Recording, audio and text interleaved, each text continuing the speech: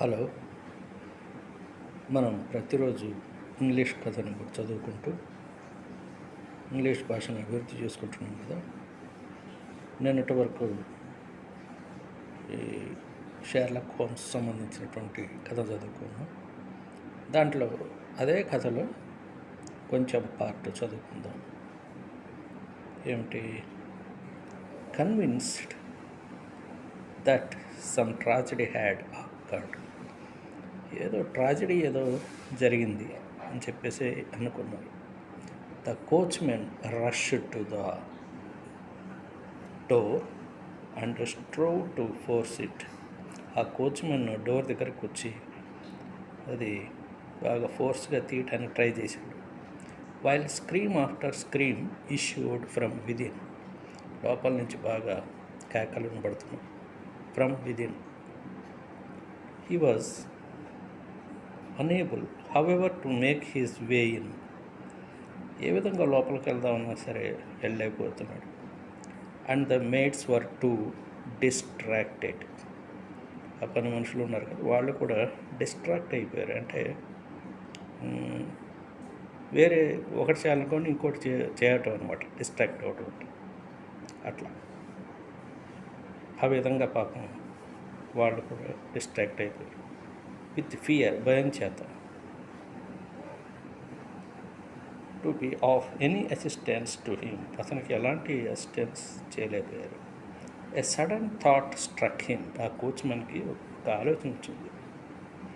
However, and he ran through the hall door లోపల నుంచి వెళ్ళాడు.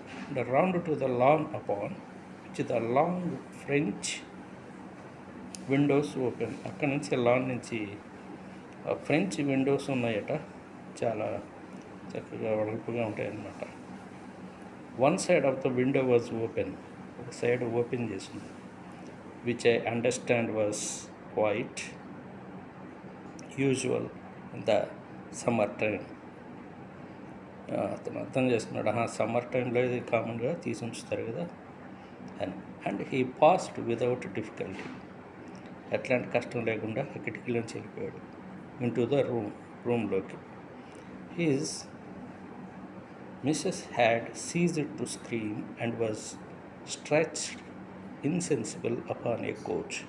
ఆ కోచ్ మీద ఇన్సెన్సిబుల్గా మరి అలా స్ట్రెచ్డ్ అంటే తెలుసుకుని కూర్చొని ఉందన్నమాట. అలా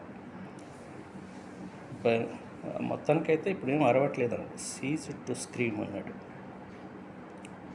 While with his feet tilted over the side of an armchair. ఆ ఆర్మ్చైర్కి ఒకవైపు అతని ఫీట్ స్లోప్గా ఒరిగి ఉండటం అనమాట, ఒక పక్కకు ఒరిగి ఉండటం. టిల్టెడ్ అంటే అలా ఒరిగి ఉంది పాదం. And his head up on the ground, అతని తల వచ్చి మరి గ్రౌండ్ మీద near the corner of the fender. ఆ ఫెండర్కి దగ్గరలో ఉంది, మూలకి.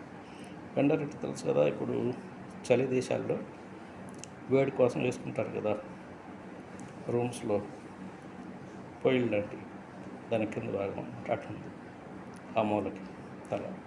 Was lying the unfortunate soldier stone dead. అంటే ఏమాత్రం బతికలేడు, పూర్తిగా చనిపోయాడని. స్టోన్ డెడ్ అంటే అసలు పూర్తిగా చనిపోయాడు ఆ సైనికుడు. ఎవరు? బార్క్లే.